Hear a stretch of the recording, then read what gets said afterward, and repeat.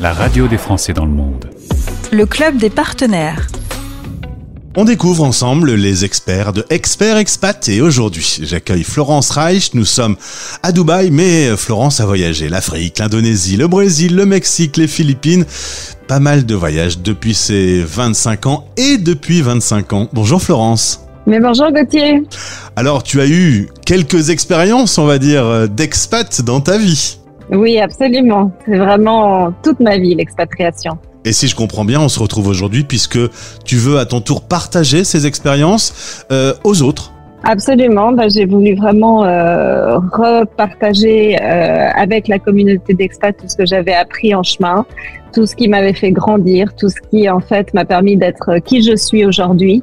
Et fière de la femme qui a accompagné son mari, ses enfants, et aujourd'hui j'échangerai ma vie pour rien au monde. À travers ces 25 ans d'expérience et les expériences que tu as pu apprendre à travers les coachings que tu as proposés, tu as donc sorti ce livre, S'épanouir en expatriation. Qu'est-ce qu'on trouve dans ce livre ? Eh ben, écoute, tu vas retrouver vraiment toutes les expériences et des expériences vécues, donc vraiment par des expatriés.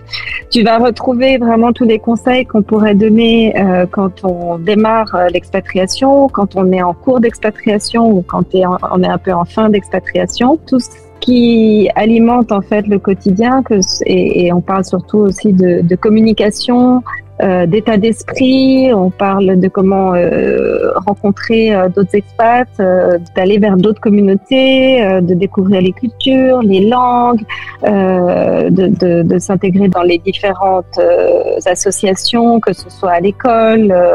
Voilà, vraiment c'est t'aider à vivre cette expatriation au mieux et d'être surtout heureux à l'étranger. Et si j'ai bien compris, dans ce livre, il y a même un peu des exercices de coaching. On lit un livre et en même temps on se fait coacher. Voilà exactement ce qui fait un petit peu la différence de mon livre et peut-être d'autres livres sur l'expatriation.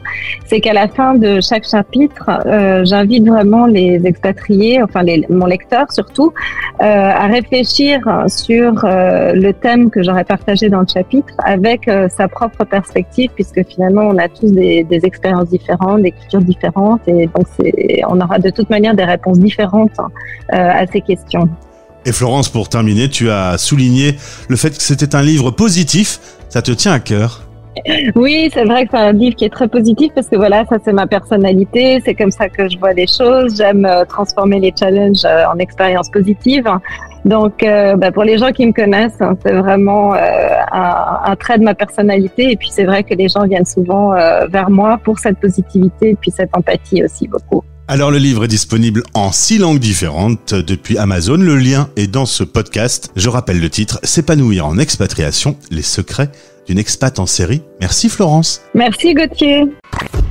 C'était le club des partenaires. La radio des Français dans le monde.